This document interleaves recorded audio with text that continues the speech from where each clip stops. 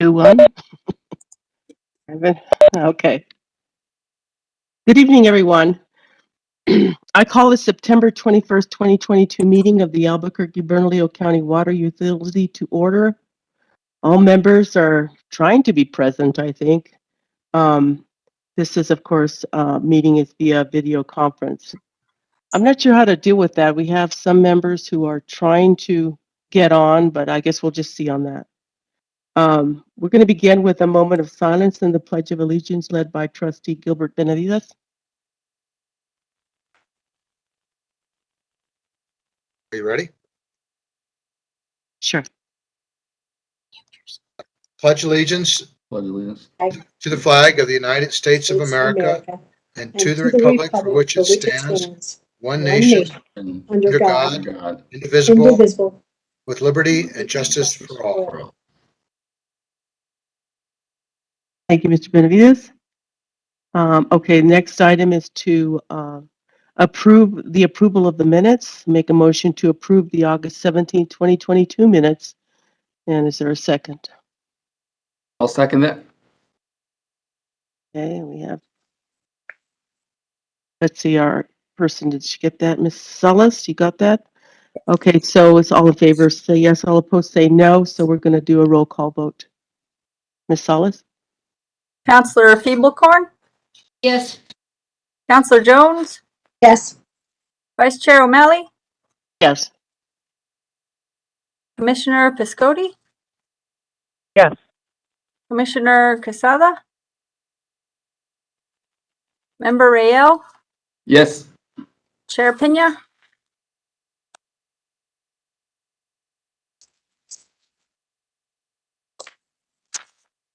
Passes unanimously.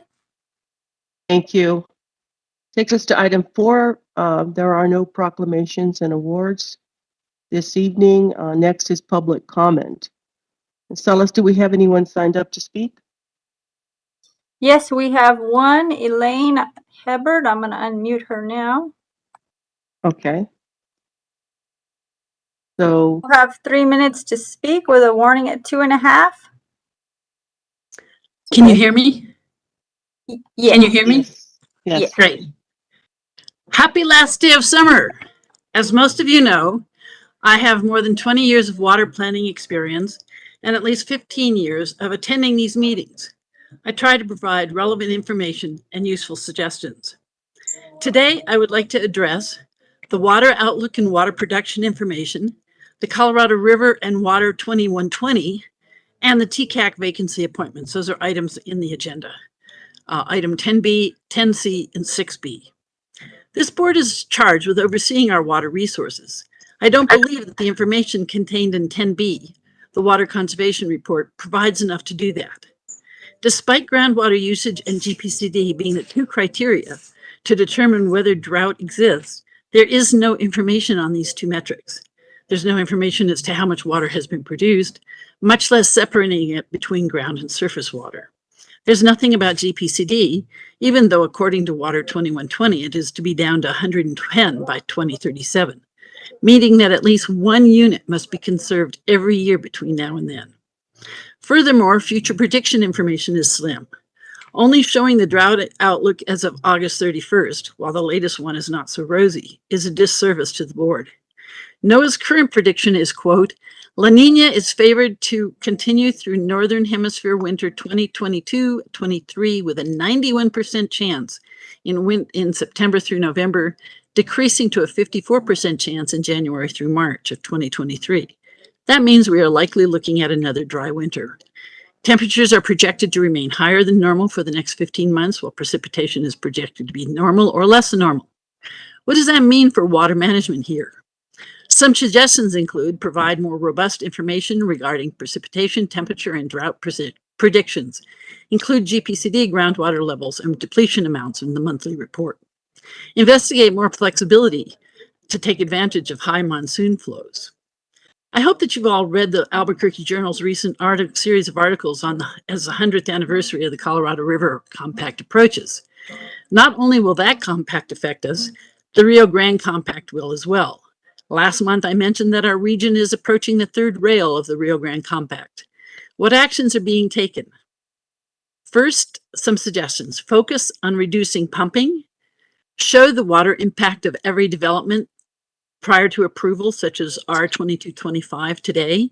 Read Dr. Wesley's op-ed, Let's Cut Use Now and Avoid Another Costly Texas Lawsuit, which I've appended in my written comments. Join with other water providers in the MRG to increase water conservation efforts, a la what the Front Range is doing with the Colorado River. I've put the MOU in my written comments. Consider joining the One Water effort currently under discussion by the MERCOG. Finally, the TCAC is to provide advice to the board. For the past year, appointments to the committee have been slow to non-existent. I would suggest taking a page from the Denver Water Customer Advisory Committee's bylaws and open up the nomination procedure. Why not have the TCAC run itself? Again, those comments are more fleshed out in my written ones that I submitted. Thank you, Ms. Hubbard. Okay.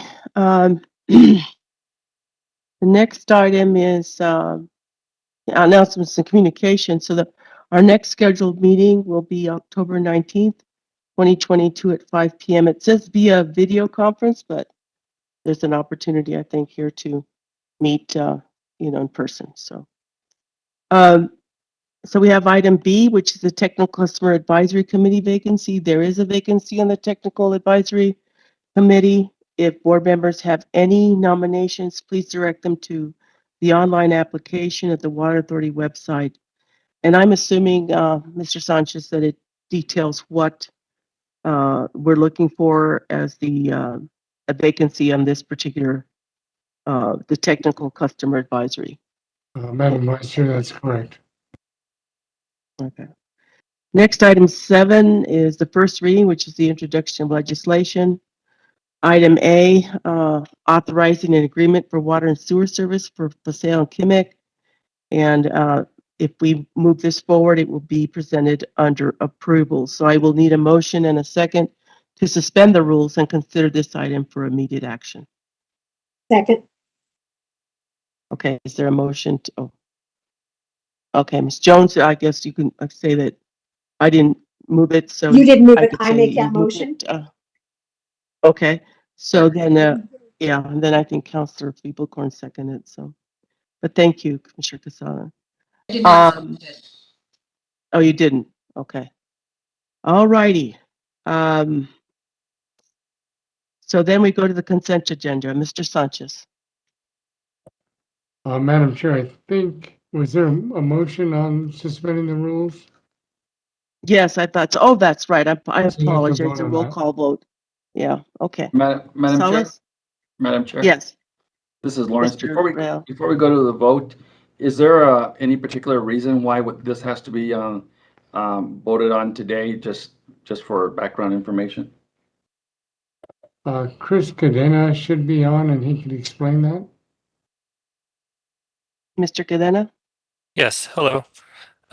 Madam Chair, members of the board, Mr. Rail, this is being requested for immediate action as there was some issues and trying to get them for understanding their requirements.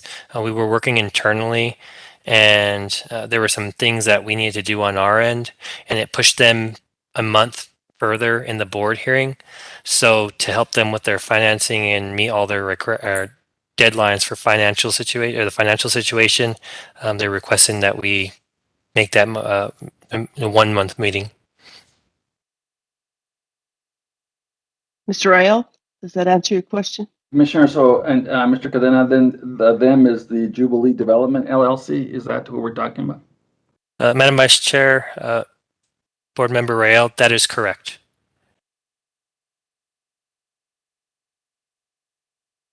Any further questions? Nope, thank you.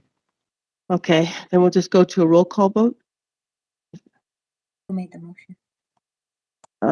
We had already made the motion. So, well, I think it was Councilor Jones that made the motion initially for to put this on immediate action, and I think it was seconded by Commissioner Casada. Roll call vote. Counselor Feeblecorn, No. Counselor Jones, Yes. Vice Chair O'Malley, Yes. Chair Pena, Yes. Commissioner Piscotti, Yes. Commissioner Casala, Yes. Member Rael. Yes. That passes on a 6-1 vote. I see that our Chair, Clarissa Pena, is on. Ms. Chair Pena, would you like to continue the meeting, conducting the meeting? We are on item. Commissioner O'Malley, if you wouldn't mind just continuing, I'm just having some issues and I think it would be more seamless if you just continued with the meeting. Thank you. Okay. So we are on item 8, which is the consent agenda. Mr. Sanchez. Madam Chair, just to answer any questions, those are two fairly routine procurement items.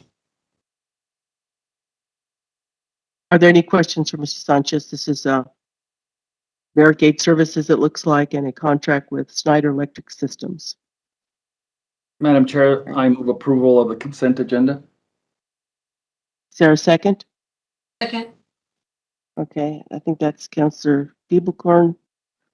Okay, all those in favor say, vote yes. All opposed say no, vote no, and then we're going to call the roll. Ms. Salas? Counselor Feeblecorn, Yes. Counselor Jones, Yes. Vice Chair O'Malley, Yes. Chair Pena, Yes. Commissioner Piscotti, Yes. Commissioner Casala, Aye. Member Rael. Yes. That passes unanimously. Thank you. We'll go next to approvals. That's item 9A, authorizing the Albuquerque Bernalillo County Water Authority Utilities to submit an application for funding to the Water Trust Board for the Southside Water Reclamation Plant outfall. Mr. Sanchez, did you want to speak to that item? Madam Vice Chair, I believe Liz Anderson will speak to that. Oh, okay. Ms. Anderson? Madam Chair, members of the board, this is requesting approval to proceed with a Water Trust Board application for the Southside Water Reclamation Plant's outfall realignment project. That's the habitat project that we're working on that's going to support the silvery minnow as well as several other endangered species in the area of the outfall for our wastewater treatment plant. This is a project we've brought to you before with presentations. We're teaming with the Office of the Natural Resources Trustee on this project, and this is just requesting approval to be able to submit that Water Trust Board application. And there is a 10% match of $370,000, which will be paid for from capital funds for the project, and I stand for any questions. Does anyone have any questions for Ms. Anderson? Ms. Anderson, so how close are we to getting this project funded? I mean, you're looking at an application to the Water Trust Board. Are you saying that it's short $300-something thousand, or what? Where are we? Madam Vice Chair, the 370,000 is the 10% match, so it's a $3.7 million request to the Water Trust Board. We are working on filling that gap. It's a project that's scalable, so we'll see how much we get from them and see how much we're able to construct. But it's it is a project that is requiring the additional funding in order to effectively move forward and make use of those ONRT funds. When will you know if you get funding for this from the Water Trust? We get notified in April next year. There's a process that takes place over the course of the next year. It's something that goes through around the January timeframe. We'll find out if it's recommended for moving forward with the Water Trust Board, and then in April we'll find out if we get it, and then the funding would come through probably in July or August next year. Okay. We did get a presentation on this project, as some of you members will recall, and it's pretty impressive. And so I think it's something, obviously we support and get behind. So I was just wondering where things were at. Thank you, Ms. Anderson. Madam Chair, I move approval. Okay. There's a motion and a second to approve R 2224 All those in favor vote yes, all opposed vote no. And Ms. Salas, please call the roll. Counselor Feeblecorn, Yes. Counselor Jones, Yes. Vice Chair O'Malley, Yes. Chair Pena, Yes. Commissioner Piscotti, Yes. Commissioner Quesada. Aye. Member Rayel. Yes. That passes unanimously. Thank you. Go next to 9B, R2225, which is authorizing an agreement for water and sewer service for Paseo and Kimmick. Chris Cadena, I don't know if anybody wants to expand on this. Have any questions for Mr. Cadena as well, but if you could just give it overall summary of this project. Hello, Madam Vice Chair, members of the board. This is a development agreement for a proposed mixed-use development located in the northwest corner of Rosa Parks and Kimmick. It happens to be within the city of Albuquerque limits, but outside the Water Authority's adopted service area. The development consists of 250 apartment units as well as some retail. And the developer is going to be required to build some water lines and sewer lines to serve the development, as well as pay facility fees for future master plan infrastructure. And the developer will be required to pay utility expansion charges and water resource charges. This is our policy regarding no net expense, my understanding. Madam Vice Chair, that is correct. Any questions for Mr. Cadena? Madam Chair, I have one question, just maybe for Mark or for Mr. Cadena. How far away are they from the service boundaries that we currently have? Madam Vice Chair, Board Member Rayel, by the adopted service area, let me pull up a map quickly.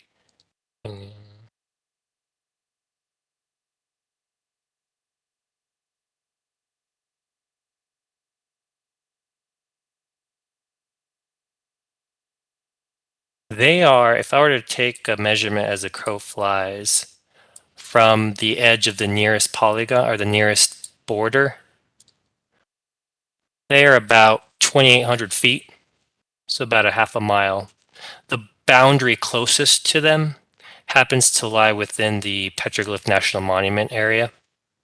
So if you were driving on Paseo del Norte going west up the hill, the boundary would terminate somewhere near Paseo, where that beautiful landscaping and the retaining walls exist as you're going west on Paseo.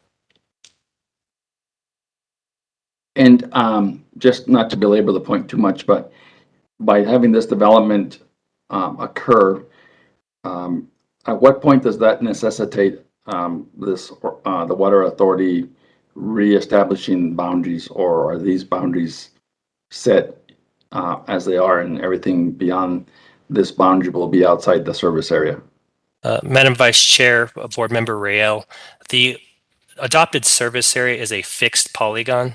So based on the expansion ordinance, the properties outside that set boundary are required to get board approval. That's why we're presenting a development agreement today. So the polygon itself, that boundary is static. It won't change.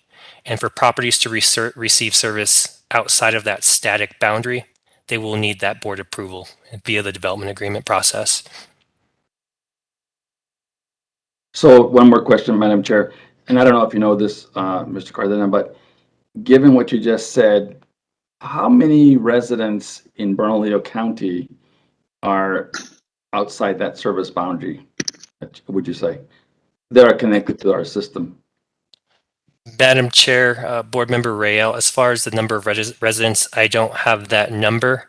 There are areas that were within the old New Mexico Utilities Incorporated organization, obviously, that were being served by an MUI. Those are existing customers that obviously are now Water Authority customers. Those are outside of the adopted service area. There are other areas that have been served and approved via previous approved development agreements.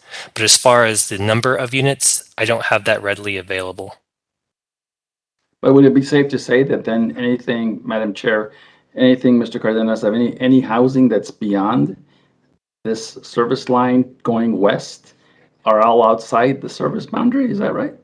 Madam Chair, Board Member Rael, I think I'm a visual person. If you'd be open, I might be able to share a screen and visually portray the boundary, and I can show that extent if that's helpful for you. Oh yeah, that would be really good. If I was hoping you were getting it on, but I just keep seeing your name and I don't see anything on the screen. So I don't know if you have it. That'd be great. Okay. I've now received presenter opportunity, so let me share my screen. So what you're seeing on the screen is our WebGIS, and I'm going to just turn on the layer, which is called our adopted service area. And I'll turn it on and off so you can kind of see. Do you see that hatching that is turning on and off? Yes.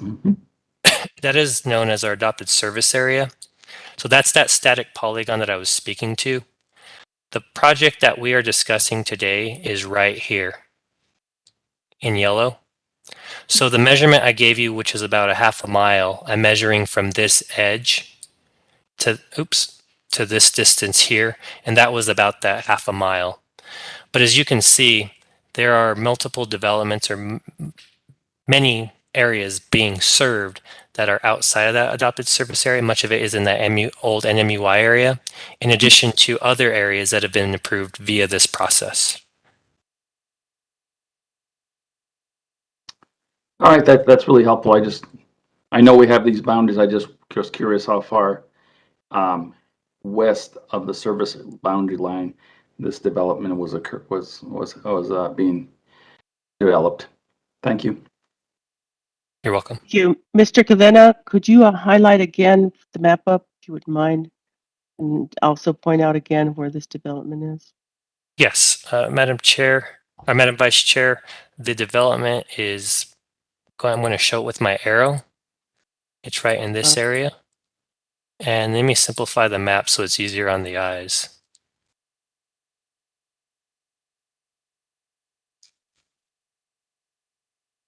Is that on the escarpment?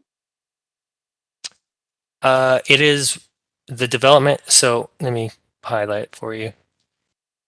The development is right around here. Oh, I see. Okay, so it's just west of the, correct. Yeah, the main benchmark I use is the Paseo Unser intersection, which is that left circle. And what I've highlighted here in the lower right is the subject development. And as you can see here, the adopted service area, I'm highlighting just a portion of that boundary right here. So the property surrounding it, it looks like there's been platted, and next to it, is that already developed? Those areas that look. Madam Vice Chair, let me turn on my aerial so that you would be, it'll be easier to see kind of a current view of what's taken place. And wait for it to load.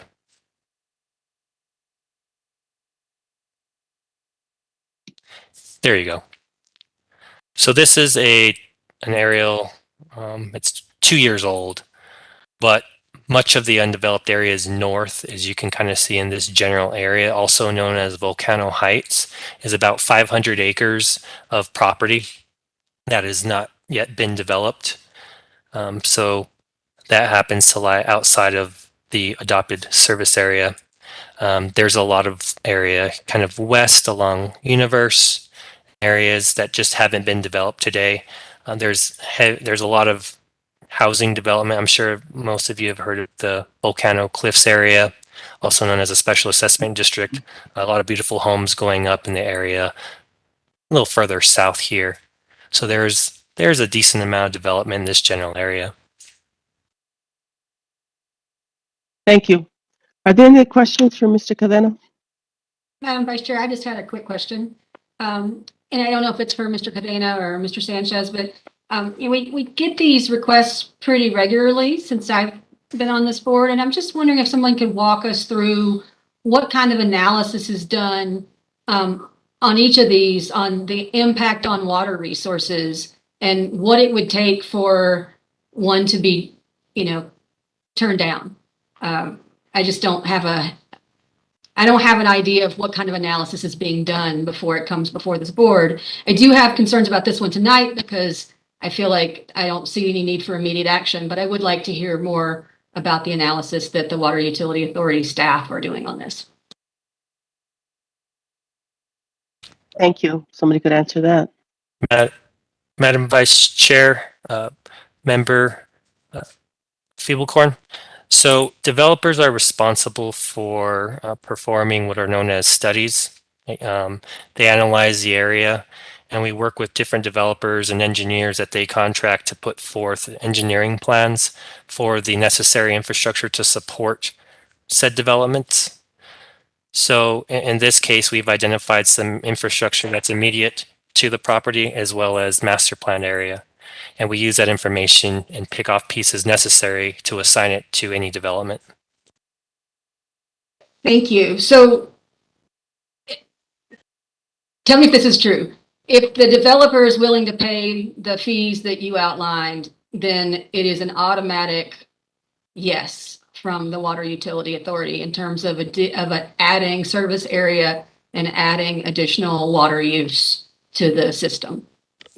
Tammy, or I'm sorry, Commissioner Councilor Feeblecorn, I think this is Liz Anderson. I think I can support Chris in this one here.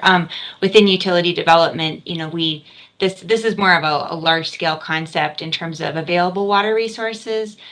And we certainly evaluated potential water resources within Water 2120 and what the service area could provide and planned for population growth, a reasonable amount of population growth moving into the future. Also accounting for climate change and things like that. Mark Kelly's going to get into a presentation on that later today. But as far as this type of growth, this is certainly within the scale of what can be accommodated. When we have new developments coming in outside of the adopted service area, each of those is assigned, every connection that is made within those developments is assigned a water resources charge, which then goes into our Water 2120 projects bucket, essentially, that builds things like our aquifer storage and recovery projects and our, Bosque reuse plant. That's the funding that is there to extend our water resources so that we can support that type of development, that type of growth. We've put together this plan that considers that will happen, and then the funding strategies to support it, and then they do bring those water resources to the table by paying the water resources charge.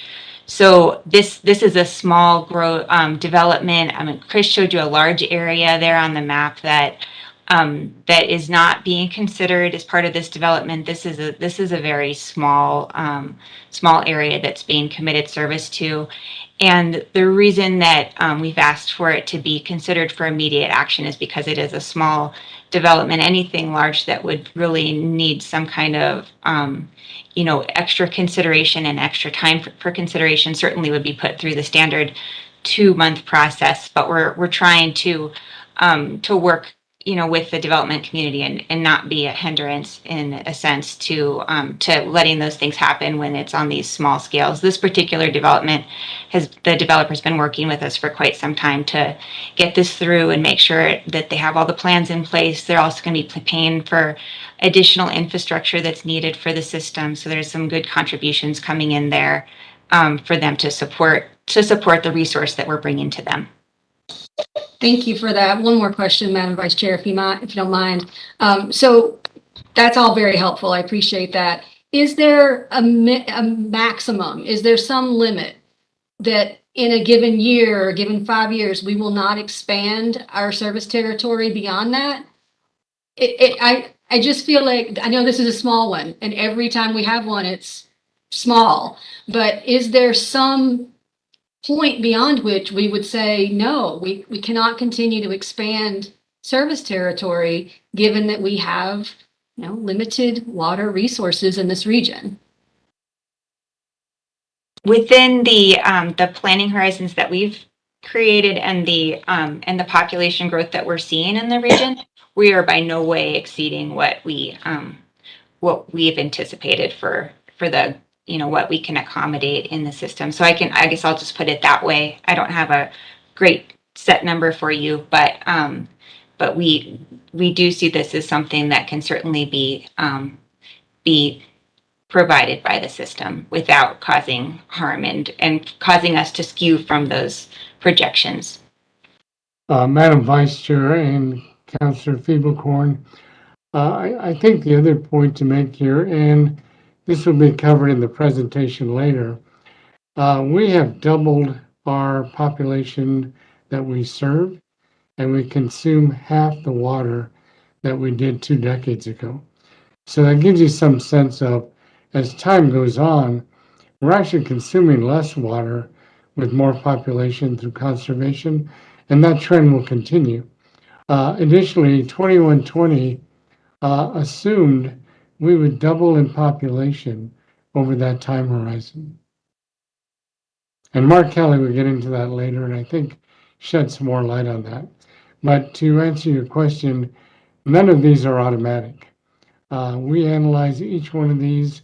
The capacity is determined by meter size, and the water resource charge assessed that goes into the bucket Liz described is based on meter size.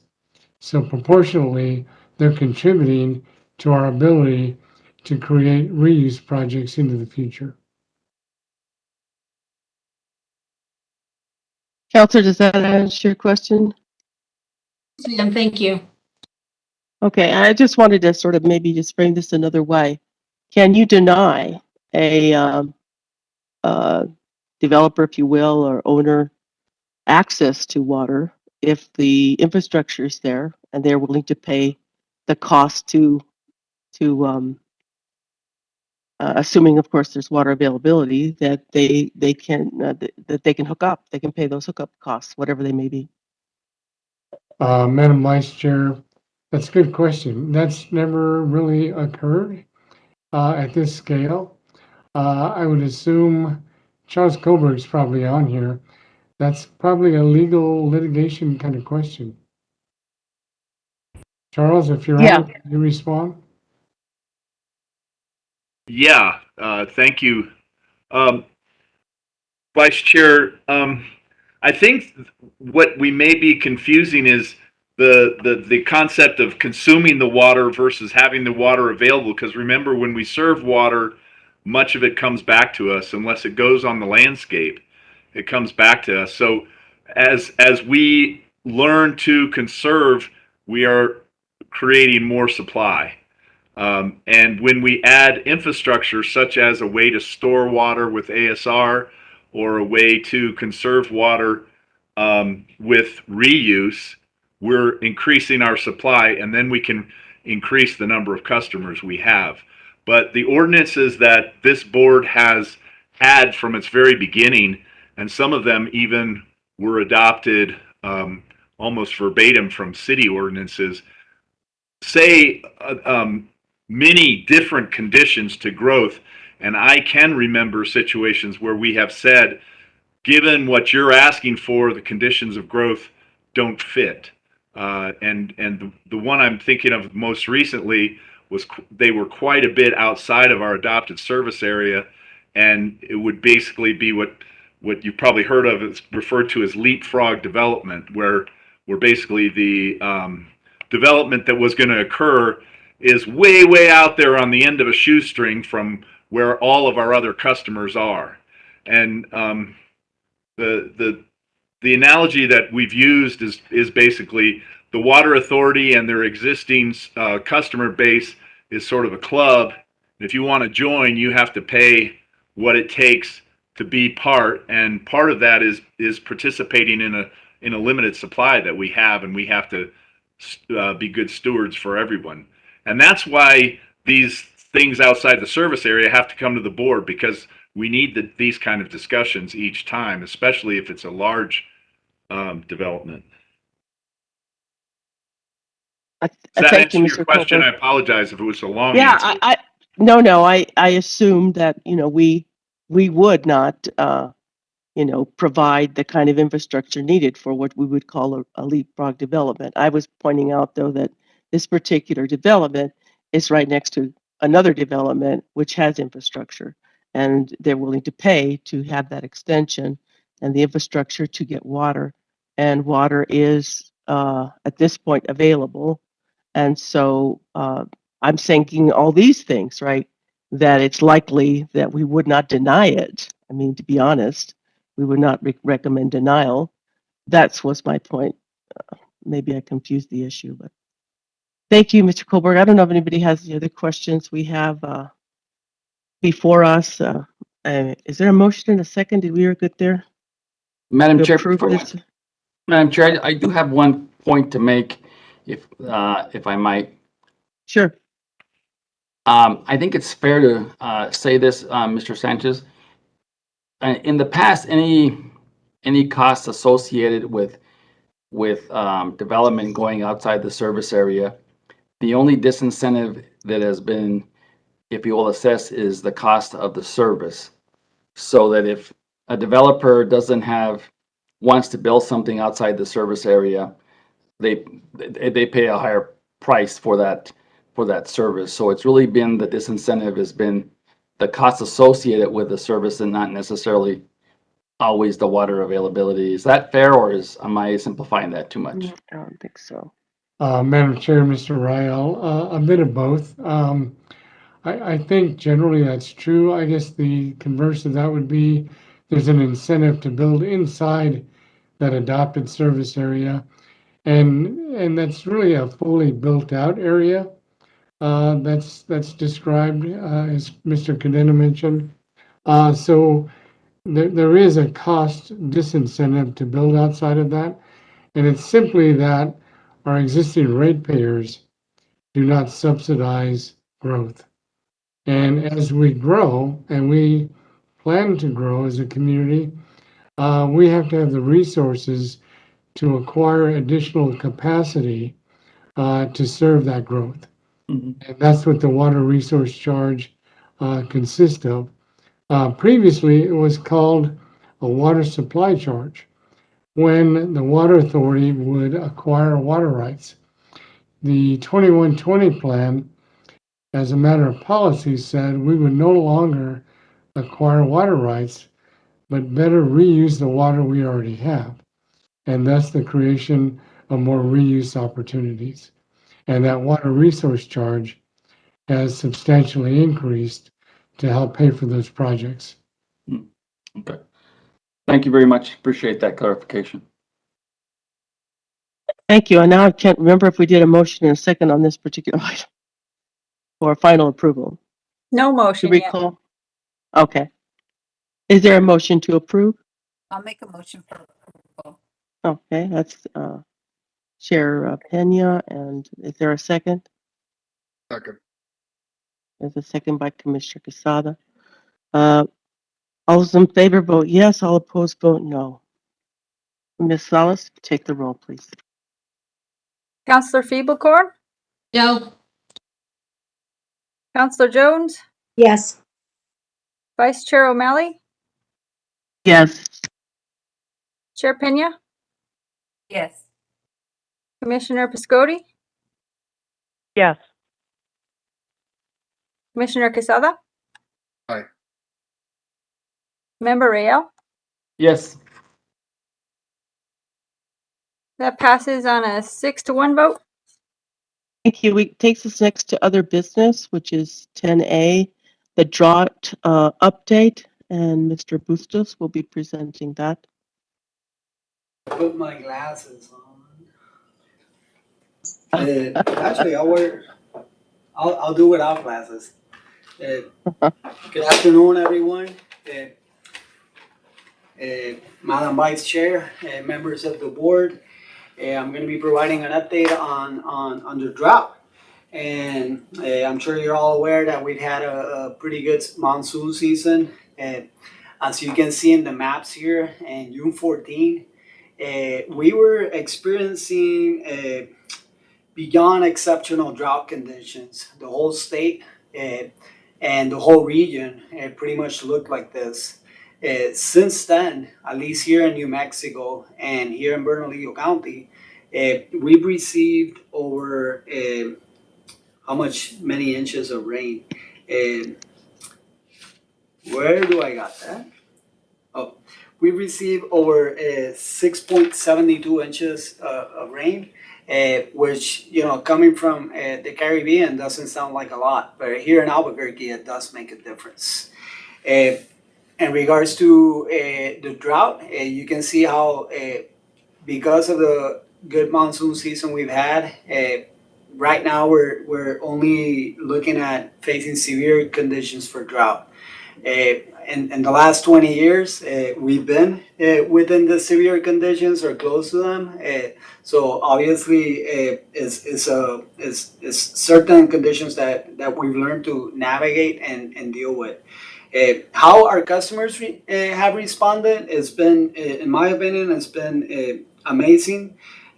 During this drought, since we enacted our drought measures back in October 2020, and then this board approved a drought watch in March 2021.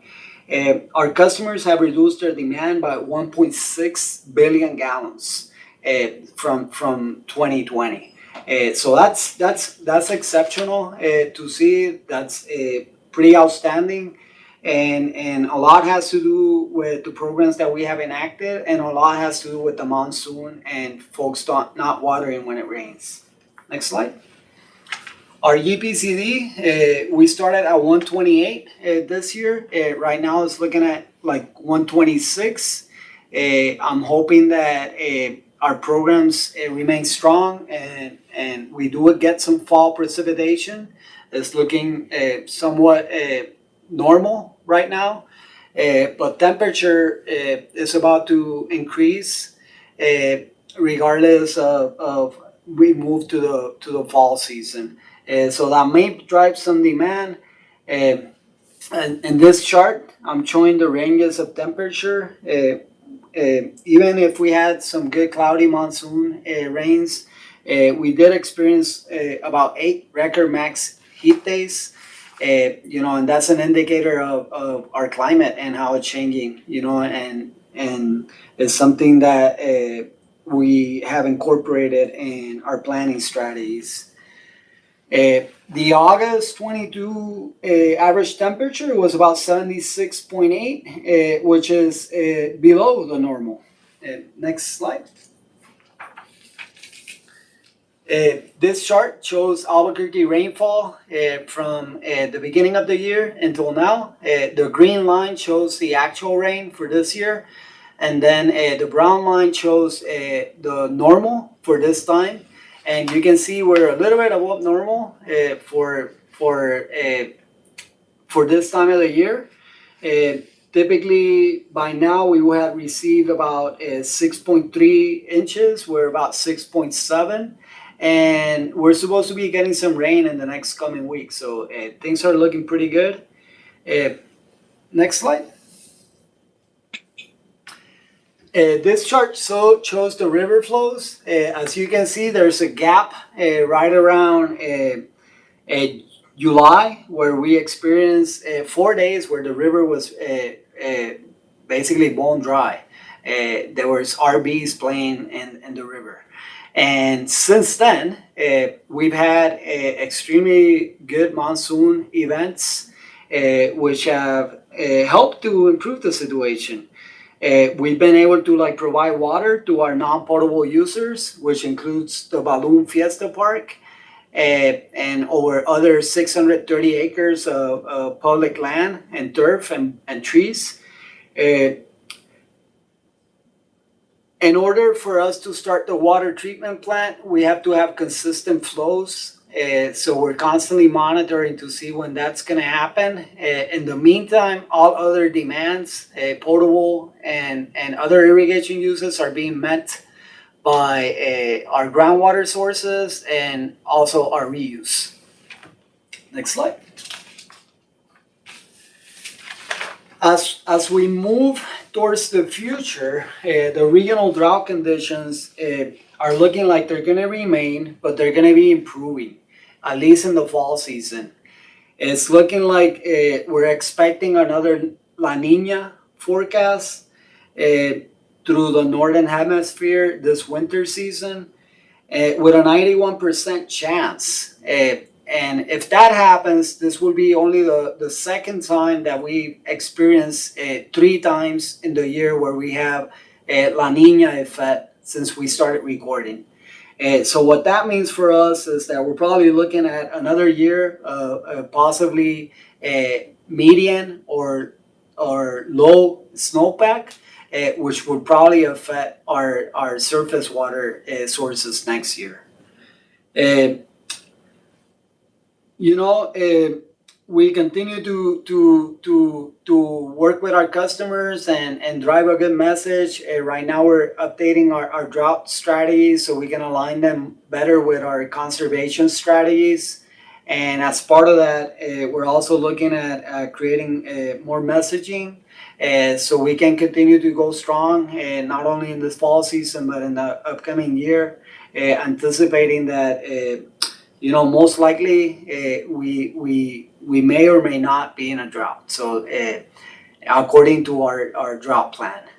Nevertheless, conditions are changing, and we got to keep building and offering the tools and resources to our community for it to be more resilient.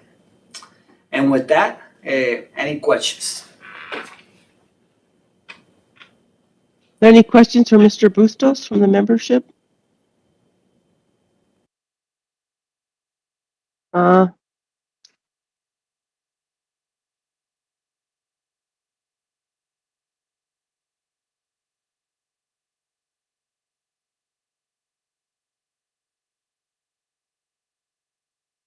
Commissioner O'Malley, you're on mute.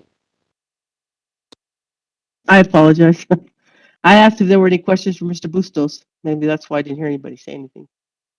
No? Yes? Okay. Takes us next to the sorry, go ahead. Somebody wanted to say something? Okay. Customer opinions survey, and Mr. Brian Sanderoff, I think, is here to speak to that. Or yes. I know he conducted it. Oh, welcome, Mr. Sanderoff.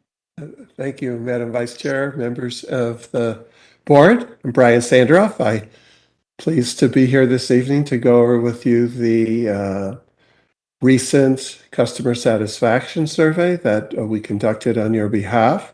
And Ms. Salas, if we can go to the next slide. First, very briefly on methodology. Every 2 years, the Water Authority has gone out and conducted customer satisfaction surveys. Your staff and the board over the years has been committed to keeping a close eye and ears open to your customers to see how they feel you're doing. This particular study was a random sample of 505 of your residential customers, which is a large sample. When done properly, representative and random, maximum margin of error is about 4%. Also, we surveyed randomly 100 commercial customers. It was done through telephone survey, mostly cell phones, and it was done in May and June. So if we can move to the next slide. Really, I have good news to report tonight. One of the questions that we ask in survey research is overall, how satisfied are you with the services provided, in this case, by the Water Authority? Are you very satisfied, somewhat dissatisfied, or very dissatisfied? And so as you can see here, you can see on the left the residential component, on the right the commercial. You can see that 97% of your residential customers are either very or somewhat satisfied, only 3% are somewhat dissatisfied. And, I can assure you for most utilities, you don't see numbers like this. And so you should be proud of them. On the commercial side, also 98% very or somewhat satisfied. Now, is there room for improvement? There's always room for improvement. How do you improve? By shifting some of those somewhat satisfied to even very satisfied. But the bottom line is these are really strong numbers, and you should be proud of them. On the next slide, we look at the trending. This is your residential customers. Here you break out just the varies. Notice on the left-hand side are the very satisfied from 2014, 2016, 2018, 2020, 22. So you're looking at over time on the left-hand side, the very satisfied, and notice it goes from 57% up to 62. So you already saw that 97% were very or somewhat satisfied, but here you're seeing you're even growing among the varies, which is good news. There's an upward trend. Next slide. You'll see the same thing for commercial. The very satisfied on the left, going from 2014 to 2022, you see an upward trend in the varies. There's a downward trend on the somewhats. That's good because the somewhats are becoming very satisfied. Next slide. What about value? Value is a big issue to utilities of all types, electric, gas, cable. When you ask people, when it comes to water and sewer services, are you getting a good value for the amount of money that I pay? Agree or disagree? Strongly, somewhat agree, strongly, somewhat disagree. Am I getting a good value for the amount I pay? So here you see that 88% of your customers strongly or somewhat agree that they're getting a good value for what they pay. And notice that little arrow there next to the 88. Anytime you see an arrow, that means there's been a statistically significant change from the prior study. In this case, it went up by 5 points since the last one. So you're looking at a 10-to-1 ratio between strongly agree and strongly disagree regarding value. Only 7% of your customers are residential are disagreeing. The results were similar for commercial. In the next slide, we're going to talk about the quality of drinking water, and we look at quality two different ways. First, on the safety and purity of the drinking water, and second, on its taste, smell, and appearance. When your residential customers are asked, how satisfied are you with the safety and purity of the drinking water? Very satisfied, somewhat dissatisfied, or very dissatisfied. We see 81% are very or somewhat satisfied. That's a 4 percentage point increase from last time. 13% are very dissatisfied. And in the verbatims in the report, you can read, some people's comments on that. Same with taste, smell, and appearance.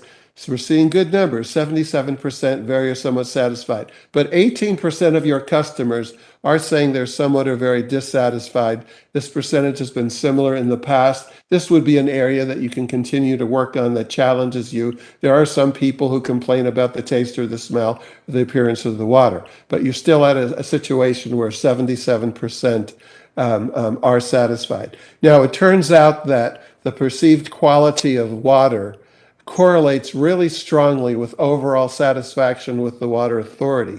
So this is an area where if you do increase the percent who feel satisfied, it will significantly increase overall satisfaction.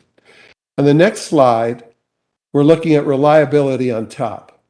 Okay, with electric utilities, you have the issue of when you turn the light switch, do the lights go on? That's the number one thing. Well, with water, reliability and availability of water to your home, are you satisfied or dissatisfied? 98% of your customers are very or somewhat satisfied with the reliability of water to home. And when it comes to the reliability of wastewater drainage from the home to the sewer line, 94% satisfaction. So solid numbers with reliability both to and from the home. How about infrastructure? When we ask people about how satisfied are you with the condition of the sewer lines throughout the city as the number of overflow and backups that you observe, so this is based on what you observed, how satisfied are you with the sewer lines? We see only 10% dissatisfied. How about the condition of the water lines? When it comes to the number of water leaks that you might observe throughout the city, 12% mentioned dissatisfaction. These are the kind of things that you get a lot of complaints on or people call up on. It's nice to do a random sample to see actually what percent of the total customers feel this way. Doesn't mean that the 12% can't be improved, but most people are satisfied from what they see as they travel around the district area.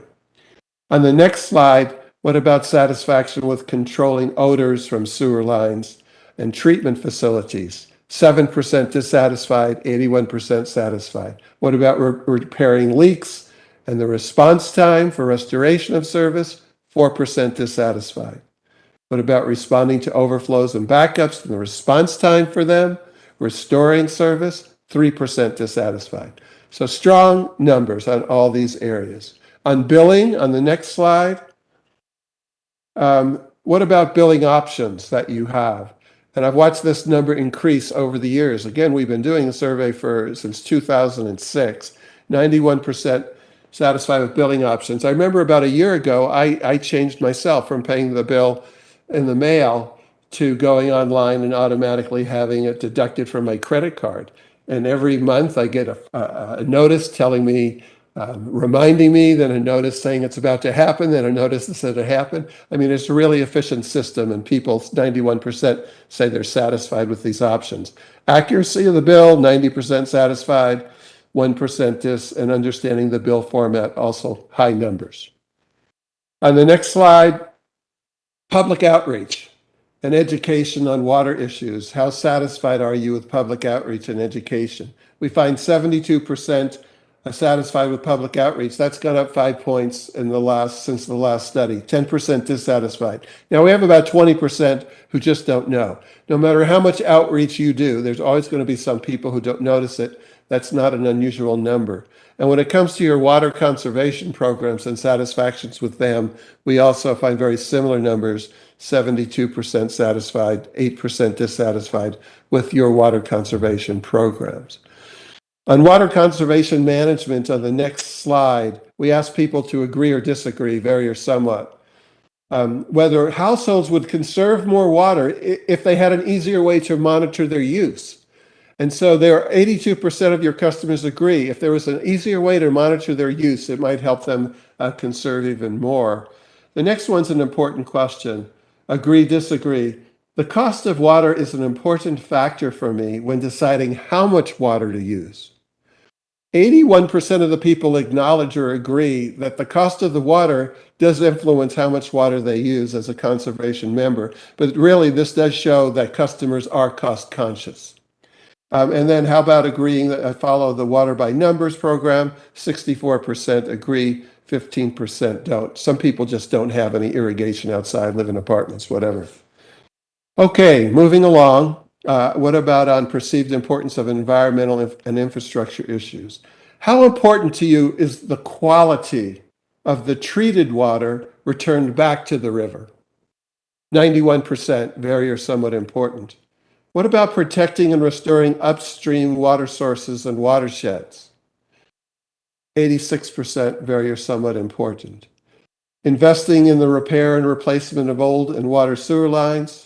85% important, and then reusing treated wastewater to irrigate public spaces, 83% very or somewhat important. So people are very concerned about the watershed, the quality of it, restoring upstream water, and reusing treated water to irrigate public places. The next question is interesting, though, because we ask people to support or oppose using recycled water as a drinking water source if the water was treated to meet safe drinking water standards. So 54% agree that it's okay to use recycled wastewater for drinking water if it meets standards. But 37% do not oppose this. And so if you move in this direction, this would be one area where you really have to have an educational campaign, help people understand the safety of water if recycled wastewater is used as part of the drinking source. Or I don't know if it currently is or not, but this is something that people want more information about. One interesting dichotomy on the next slide is, when you ask people how important it is to plan for future long-term water supplies, 94% say it's important to provide a long-term water supply for future generations. Then when you ask them whether water rates should be increased to cover the cost of providing a reliable water supply for future generations, then we find that 58% agree, which is a big number. It is the majority. 37% though disagree. So there's a bit of dissonance between the importance of providing a long-time water supply, which most people agree to, and agreeing to a rate increase to pay for it. So it would be important for you to educate customers about any future rate increase and why that rate increase is necessary to further the goals of the Water Authority, whether it be for reliability, water quality, conservation, or future water supply. Okay, moving along. One set of interesting questions was about the Balancing Act, and we even heard some discussion in your meeting today about balancing these things, or when is enough. One of the things we asked was, how important is it to you to balance the customer water demand or needs with the protection of habitat for wildlife and vegetation in the Rio Grande corridor. And we found that 83% do feel that balancing customer water demand with the protection of the habitat is important. Also, when it comes to balancing population economic growth and taking into account our water availability, which we heard about tonight, 82% agree, yes, we need to balance our population growth with our realities of our water availability. And finally, how important is it to make water available to attract and keep high-tech industries that offer good-paying jobs? And so 68% do believe that it's important to use water availability as an incentive to attract and keep industry, but it's interesting to note that the percentage starts slipping a little when it comes to using water as an incentive. But this slide does demonstrate, though, the importance of balancing, taking into account wildlife and vegetation in the Rio Grande corridor, and taking into account, again, water availability when it comes to balancing it with population growth. Okay, almost done. Over the last 2 years, 13% of your customers have contacted the Water Authority. The ways in which they've done it is through telephone, 79%, 16% in person, the website, and email. When it comes to customer satisfaction, on the next slide, we ask people if you're very satisfied somewhat, very dissatisfied somewhat, with courtesy of customer service representative, the CSRs. 96% satisfaction. Now, this is just among those who have contacted the Water Authority in the last 2 years. Now, these numbers looked a little different 10 years ago. 96% satisfaction. How about the knowledge and availability of the CSRs? 83% satisfied, 15% dissatisfied. What about the length of time to speak to a customer rep? 80% satisfied, 15% dissatisfied. What about, on the next slide, overall CSR satisfaction when contacting the Water Authority? 88% excellent or good on overall satisfaction. Next slide. How do you primarily get your information about the Water Authority from its programs and activities? 45% and a similar percent for commercial customers said messages and flyers in the water bill. So that's still a big way to communicate with people. Local news sources, TV, radio, newspaper, the website. You see all the percentages here, advertising on radio, TV. Now, the reason you need to do all of them is because different types of people get their information from different sources. So older people might be getting it from the flyers and the local TV and radio and newspaper. Younger people are getting it from the website and the like. So you still utilize, a continuum of media channels to communicate with your people. And then on the last slide, what about the frequency of reading the annual water quality report mailed every spring? Here you're seeing on the left the people who say they read it most of the time, 27% of residential customers, 29% of commercial customers, and the percent who read it some of the time, 27 and 29 coincidentally. So what does this mean? 54% of your residential customers are reading the annual water quality report most of the time or some of the time, and 58% of your commercial customers. So to summarize, I wish it could have been more exciting because the numbers are darn good. You have strong overall satisfaction with the Water Authority. It's being driven by reliability, value, and strong customer satisfaction. With that, I'd take any questions if you have any. Thank you, Mr. Sanderoff. Are there any questions for Mr. Sanderoff? I had a question. I was just wondering if. Yes, sir. Thank you. I was wondering if there were any additional questions to get at some of these numbers. For example, the number of people that were unhappy or dissatisfied with the water conservation programs. Was there a follow-up question to ask if they thought they were not good enough, or if they were, if there was some more explanation for those folks? I guess is what my question is. Madam Chair, Councilor Fiebelkorn. No, there was not a follow-up question. We are limited in the number of questions we can ask, keep people on the phone. But I think that's a great point. And I think in the next survey, I think there are a few places where possibly we could work with staffs to ask, why do you feel this way, follow up. I'd like to ask that same question among those who are just somewhat satisfied. 97% are satisfied. Just some satisfied, or I'm dissatisfied. Well, why do you feel that way? I think there are a couple of places where we can ask a why follow-up question in future surveys.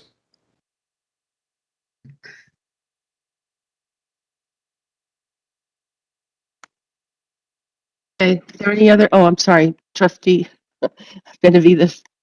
Yeah, am I on? Can you hear me? Yes, I can hear you. So yes, I do have a question for you, Brian Sanderoff. So I'm thinking we do these surveys every year. Maybe that's incorrect, but it's a rare event. But you know, maybe every 15 years or so, we'll have a hard freeze in the city, to the extent where people's pipes break and people are without water. Have we ever done a survey after one of those kind of events? Great question, Madam Chair, Trustee Benavides. Yes. A poll is a snapshot in time, and it measures the time that you're at. Many of these questions, we ask them about the last 2 years, but you're right, it's a snapshot in time. We tend to do this survey around the same time every 2 years, so that so seasonality is not an issue built in. I can think of, we do this for the city of Albuquerque, their annual citizen satisfaction survey. When it comes to how do you feel about the police, there was 1 year where we had that awful shooting up in the foothills, a disabled fellow, I forget his name, and the police numbers dropped. The next year, 2 police officers were tragically shot, and the police numbers shot up dramatically and improved in how people feel. So you're right. There are events that can happen that will affect numbers. For your particular surveys, I can't think of any dramatic thing that's happened when we happen to be in the field. If we were to see spikes or valleys in the numbers, we would speculate within the report as to what might have caused it. Thank you. Thank you. Any other questions for Mr. Sandro? Madam Chair, I just have one, maybe a comment, Brian. Okay. You know, you've done the citizen satisfaction survey, as you said, for the city for many years and out with the Water Authority. One of the interesting points that I think is interesting to find is the Water Authority occupies the public right-of-way, which means city streets. And I know that we get a lot of grief from when we pave a street and then we have an emergency repair. And then the repair job is done. And then we get the feedback at the city as you just repaired that street and now you cut into it because you either have a development or you had a water line break, etc. Trying to figure out where would that information in your mind be best accumulated. I think it's good information for both the city and for the Water Authority to gauge citizens' perspective of street cuts for repairs and maintenance of water lines versus other companies that might be using the right of way for telecommunications and that sort of thing. Yeah, I mean, we could craft some very specific questions to try to get at some of those issues. I do feel like, and in your survey, Lawrence, just that we gave you, we did see some issues when it came to road repairs. And we saw people were really divided on some of that. I'm not sure the average person knows, what is causing, if I'm driving to work last week on 12th in Griegos and 5 times had to meander my way through the city to get through, was that a water issue, a city issue, a electric issue? I'm not sure the average person knows. Right. No, you're absolutely right. But that's not to take away from this. I just want to say thanks you always do a great job on these surveys. And my hat's off to Mark as a director and the staff at the Water Authority. These are great numbers and you all to be commended for such a good job. So thank you very much. Thank you, Mr. Rael, and I agree. It's because, well, we've got, as you said, a director who is very effective and also staff, and they really they're doing a great job for us. So I agree and thank you. If there are no questions for Mr. Sandroff, we're going to go next to OB 2219, and that's Colorado River and Water 2011. Mr. Mark Kelly.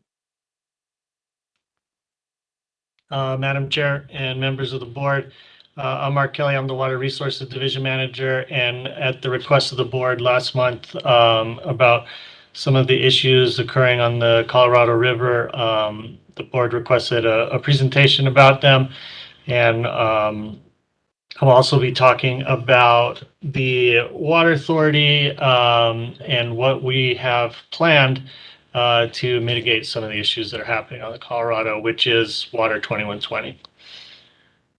So the Colorado River has a compact that apportions out the flow of the Colorado River, and that's based on the drainage basin that goes into the main stem of the Colorado. There are two parts that receive equal apportionments of water. The upper basin, which includes the states of Wyoming, Utah, Colorado, and New Mexico, and the lower basin, which includes Nevada, Arizona, and California. And our San Juan Chama project takes water that is in the San Juan Basin, which is a tributary of the Colorado, and brings it under the Continental Divide to us here in Albuquerque for use as surface water.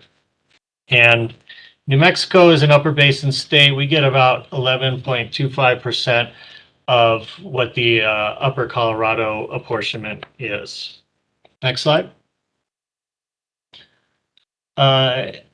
We've been hearing a lot about drought in the Colorado River Basin lately, and the two main reservoirs that store Colorado River water, Lake Powell for the upper basin and Lake Mead for the lower basin, they're both at critically low elevations due to this drought that we've been in the last 23 years.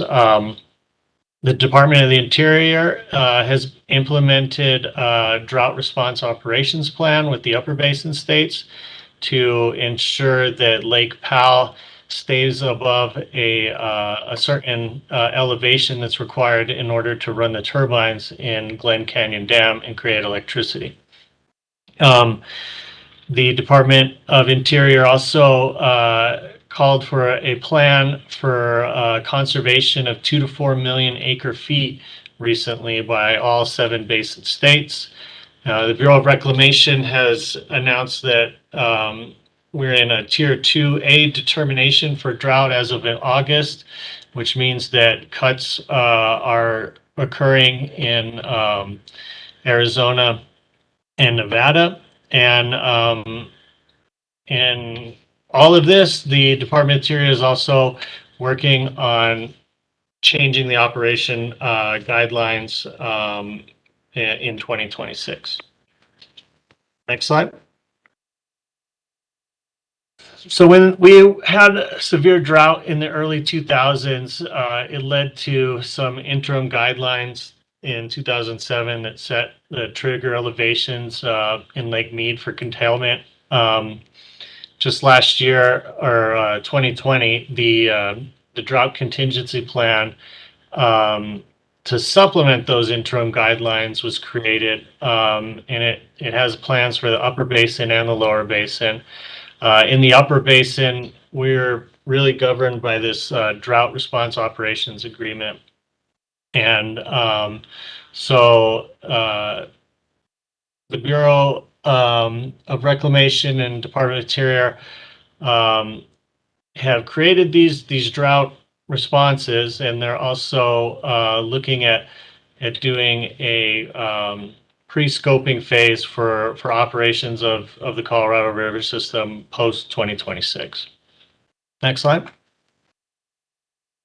So when it comes to allocations, the lower basin and the upper basin are each splitting 15 million acre feet, and there is a treaty with Mexico that allocates them 1.5 million acre feet. In New Mexico, like I said earlier, we're getting 11.25% of the Upper Colorado Basin allocation. And as you can see by the chart, it's pretty small. We have the smallest allocation in the Upper Basin and the smallest overall, except for Nevada, which only has 300,000 acre feet of water. And this is go back one slide. I think it's important to also realize that there's 16.5 million acre feet of water that's been allocated to the lower basin, the upper basin in Mexico, all the states. And but the reason that the Lake Powell and Lake Mead have dropped so far low is because what's coming in isn't 16.5 million acre feet anymore. The Colorado hydrology in the last 20 years or so is more like 12.5 million acre feet a year. So in order to keep up with the downstream uses, water has had to been taken out of storage, and that's why those water levels have dropped. Next slide, please. So the Water Authority, as San Juan Chama users, is very concerned about things that are happening in the Colorado River Basin. And we've been meeting with the New Mexico Interstate Stream Commission every month to discuss these issues. We've been coordinating with ISC and the Upper Colorado River Commissioner for New Mexico. We've just agreed to sign a memorandum of understanding amongst some other major municipal water systems in the Colorado River Basin that is going to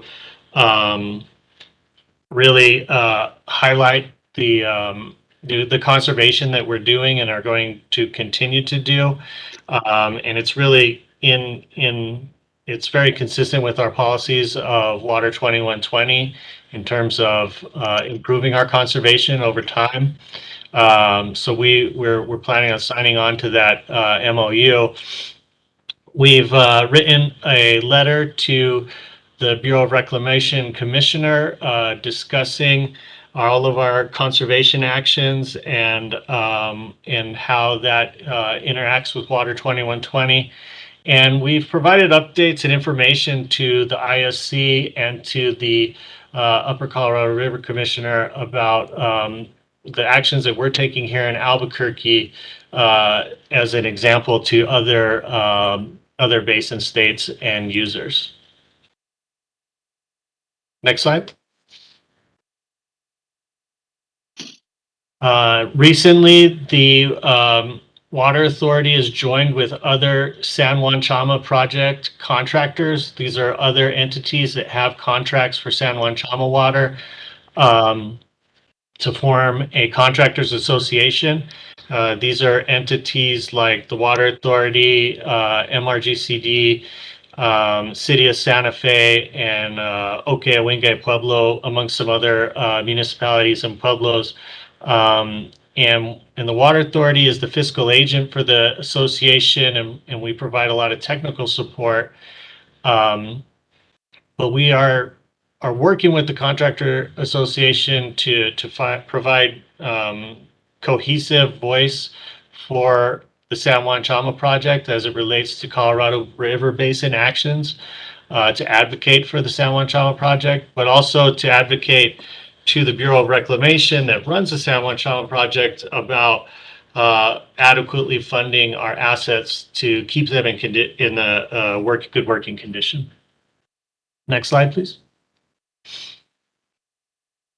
So I think that there's a lot happening on the Colorado River Basin, and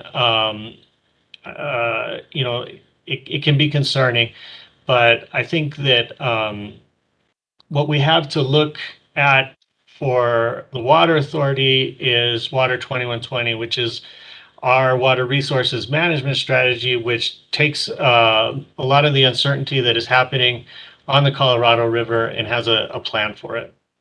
Next slide.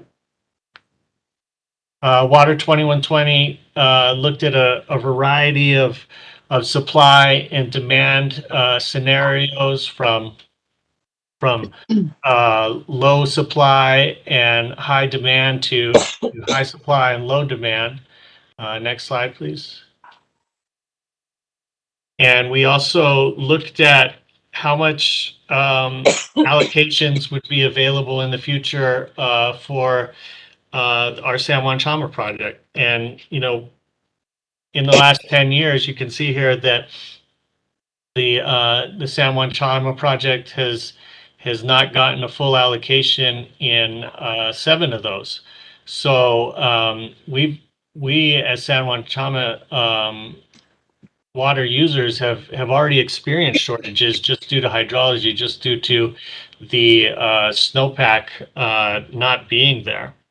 And, you know, when Water 2120 was developed, it did account for scenarios that show less than 100% of San Juan Chama water. Next slide, please.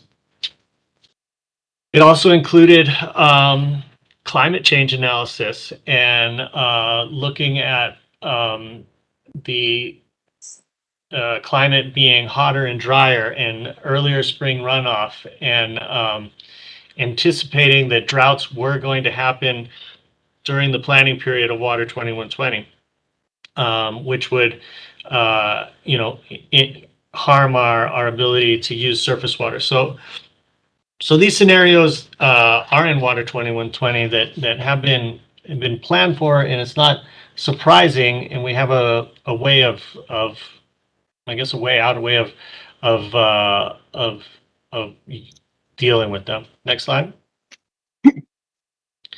And one of the outcomes of Water 2120 was the way to utilize our water resources is to conserve, to diversify, to store, and to manage them appropriately.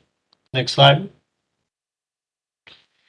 And, you know, Mark was saying earlier today, and he was alluding to this slide here, where, you know, we've doubled the amount of accounts in the service area, and our gallons per capita per day has been cut by about half. And if anything, our total amount of water use has gone down from the 90s as well.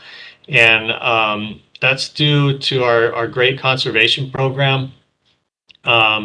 It's recognized in Water 2120 that in order to achieve our goals, we do have to get to 110 gallons per capita per day by 2037, and we're working diligently to get there. But yeah, I think it's a good story that we have to tell about our conservation program. Next slide. Water 2120 also calls for our supply portfolio to be diverse. There's going to be not just what we're using now in terms of supplies like groundwater, surface water, and reuse water, but we're going to be needed to do more things like aquifer storage and recovery, which we've scratched the surface with now, but these things are going to have to be increased, as well as wastewater reuse in the future in order to meet those needs for growth, but also for future use. Next slide. So we have some plans queued up, some projects queued up to enable us to make sure that we do have those supplies in the future. One of the biggest ones is aquifer storage and recovery. We currently have 2 full-scale projects where we're doing ASR in Bear Canyon, which is about to start in October, where we have an infiltration gallery.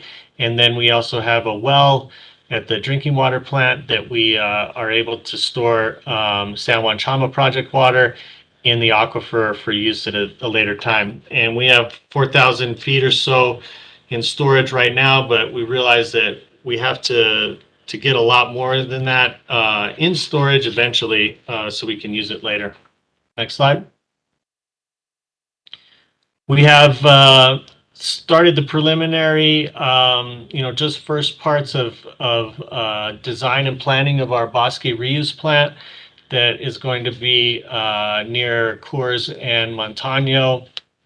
That's going to take water that is going in the Riverside Interceptor, and we'll be able to use that water for reuse, like turf irrigation in the west side of town. So currently we don't have any reuse water on the west side of town, and this project is going to be able to irrigate a lot of those parks on the west side of town and golf courses. It also has an aspect that could be used for another aquifer storage and recovery site or two as well that we're looking into.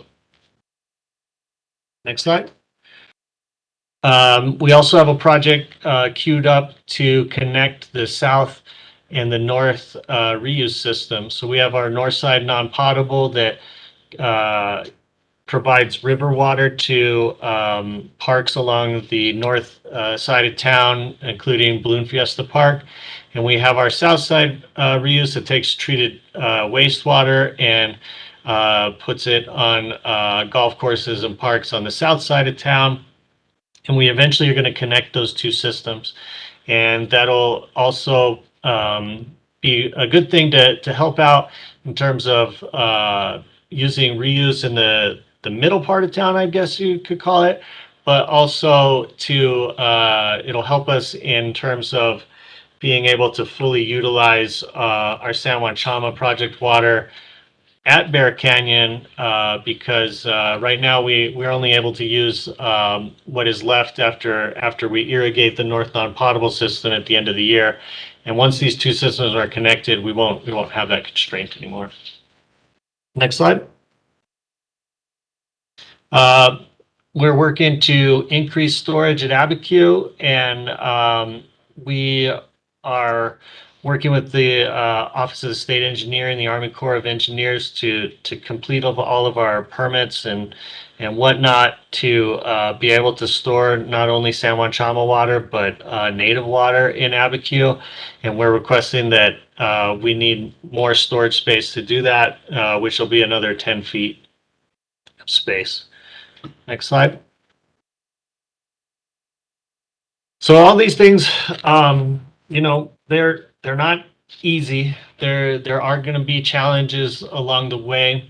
Some of the challenges are going to be coordination with other San Juan Chama project users, the Bureau of Reclamation, and other Colorado River users. We're also going to maybe have issues in the future, challenges with things like financing these projects and balancing our conservation goals and revenue and making sure that our rates are maintaining at appropriate levels so that we can get these projects done. And also we got to realize that some of these projects that we're starting now aren't going to show results for many years in terms of they need to be planned out, but it's not like we can even do it in 1 year and have immediate results. So I think that's a challenge for not only me being an impatient person, but also for our customers as well. Next slide. So in summary, we've got a good plan for water resources management, Water 2120. It's adaptable. We're looking at updating it on its 10-year anniversary in the next couple of years. We continue to invest in these key projects like the Bosque Reuse Plant.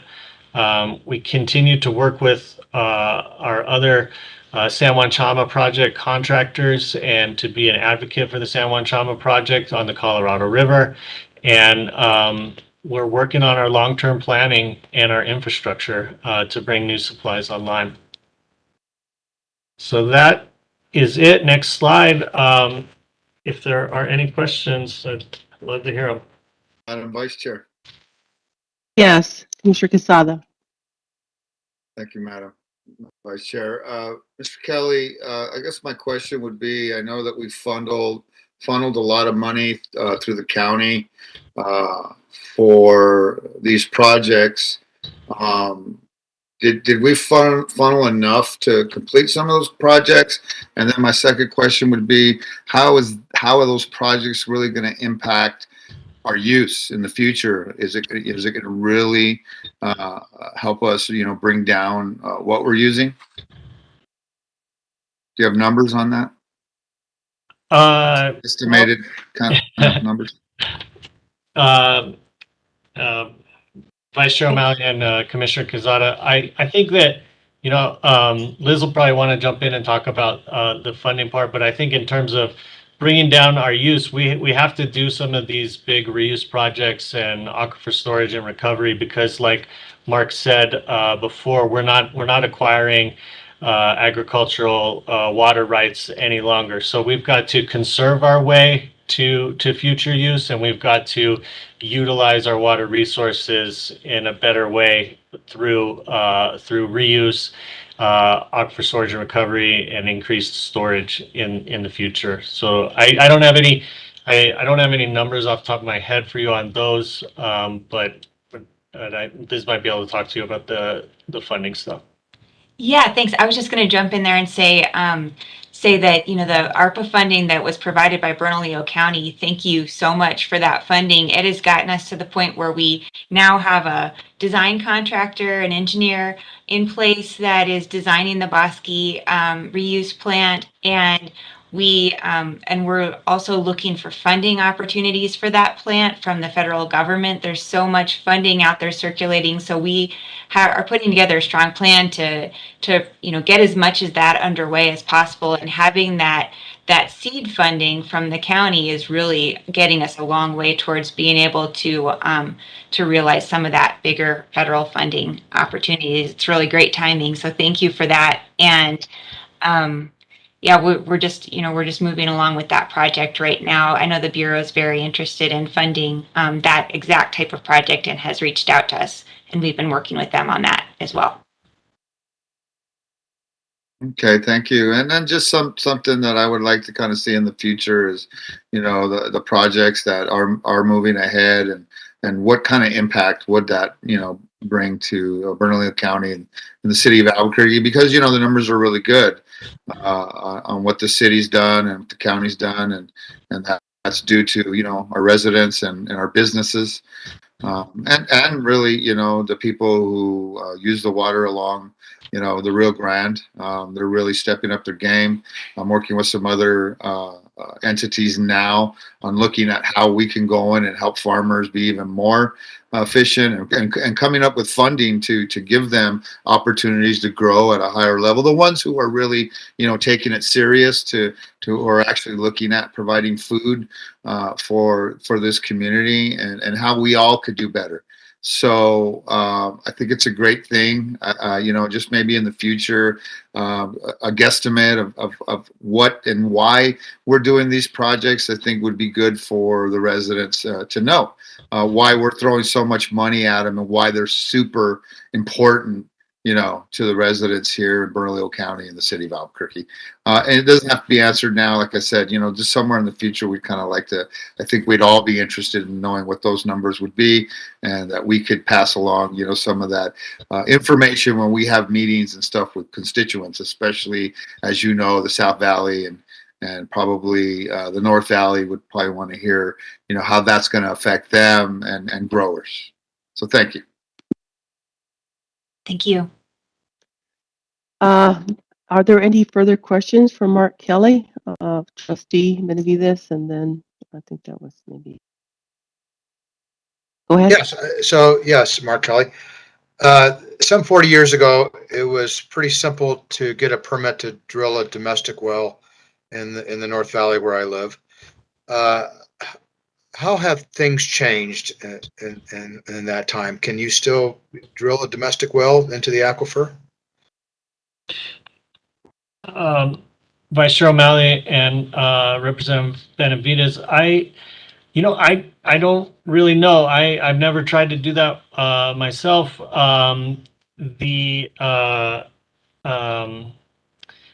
The drilling of domestic wells is really covered by the Office of the State Engineer, and I do know that as time has progressed, the number of wells has just continued to grow and grow. So I'd say I don't think it is impossible, or I'm not sure how difficult it is. But the Office of the State Engineer is the one that really handles all that, and in terms of domestic well or drilling. In terms of the Water Authority drilling a large municipal well, it's going to be I think difficult for us to do that if we decide to. But for like a homeowner, I'm not aware of the difficulties. So yeah, so I am aware that you would have to get your permit through the state engineer's office, but it's interesting. There's overlap, right? I mean, what happens there affects the Water Authority, right? Yeah, and that's an area where Throw that away. we don't really have any control of domestic well users, but we do suffer the impacts of those domestic wells on the aquifer and on the river that is connected to the aquifer. Yeah, and I'm not advocating either way. I'm just curious as to what has changed. Thank you. Madam Chair, I have one question. Okay, and then followed by Councilor from Peoplecorn. Hey, Mark, real quick. In several months ago, I listened to NPR on the way to work, and we had actually John D'Antonio was on the NPR program talking about prioritization of the San Juan Chama water, or actually the Colorado Basin water, and was talking a lot about where New Mexico fits in that. Can you just describe a little bit, maybe for folks who are listening, if you have any information about the prioritization, who's got first right to the water, et cetera, and how that might be looking in the future? Yeah, Vice Chair O'Malley and Representative Rail, was that on the, I think it was Here and Now. I think I listened to that same program with John D on there. And I think the way to think about it is that the most senior rights on the Colorado River are held by the Imperial Irrigation District in Southern California. So they have a lot of water, and they've got the oldest rights on the river. In terms of the allocations that have been happening, historically the lower basin has been over allocated water, and the upper basin has not even used the full 7.5 million acre feet that's been allocated to the upper basin. So I think there's some imbalances that are between the upper basin and the lower basin that I know that the upper basin commissioners are trying to rectify. But in terms of our San Juan Chama project, we haven't been put in line in terms of the San Juan Chama project on terms of where we are in terms of a prioritization. That has not occurred, and that's something that the Water Authority is monitoring very closely to see if that does occur and what the results of that would be. But I think we've got a good story to tell about the San Juan Chama project, where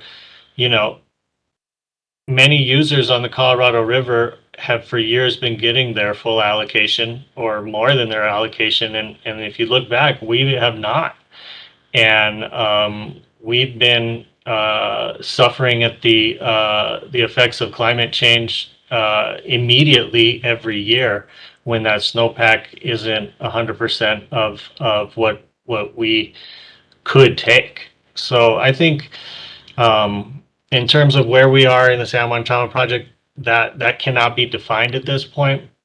But I think we have a good story to tell about already being impacted and why we shouldn't be impacted further. Thanks, Mr. Kelly. I think just for the board members and then obviously for folks who listen to these meetings, this is really an important, I think, issue for us long term. Look, there's no question about the Southwest is an arid area, and the use of water, and it's always fascinating to me. No disparaging comments towards our good neighbors to the west, Arizona, but you drive into Phoenix and you see all these golf courses and you see these aqueducts filled with a lot of water, and you think about, we're in the upper basin and we're doing everything we can here to use as much of our water in a most efficient manner, and it's not, but the growth in the Arizona corridor, which is the lower basin, is just continuing to go gangbusters. And so it makes you sort of have a perspective that because the upper basin has not used all its allocations traditionally, others have prospered with that from a water, if you will, situation. And I think for us as a city, as a community, and as a region and state, really, I think beginning to figure out how do we use our delegation and others to begin to get at least some equity, if you will, in this issue, because we all see the Rio Grande going dry for a period of time, and while these viaducts in these more lower basins are always full. And that's just an issue, I think, that is important for us to keep in mind as we sort of discuss these water issues in the future. And the last thing I was going to ask you, Mark, I did see that you had the Mexico allocation and the New Mexico allocation right next to each other on your little pie chart. You could just sort of take the new and the old and just put them all in one, and it make it look a lot better. I mean, Mexico's Mexico, right? Well, then we put a lot more if we're going to traditional Mexico. There you go, my friend. Anyway, thanks. I appreciate that. Thank Madam Chair. Okay. Those are pretty, I think, well said. Those comments, and we have a strong conservation program. We've taken a lot of action regarding drought, and I mean, it's a good question. Is how does our program or our programs compare to the other users in the basin? And it seems to me like they don't have very strong conservation programs. Well, Madam Chair, I'd say that ours line up very favorably in terms of when you look at all the other major municipal water users in the Colorado River Basin. We compare as the best or near the best in terms of our conservation programs. I think it doesn't get heralded quite as much as places like Las Vegas and whatnot that are doing some great things. But we're right with them, and it's a testament to our users, but also a testament to Carlos and our conservation program.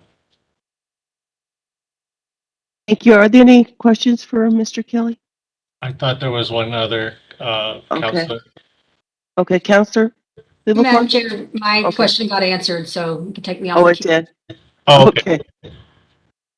Well, if there are no other questions, I think this meeting is over. And I want to thank you all for taking your time this evening to be with us. Thank you, and this meeting is adjourned.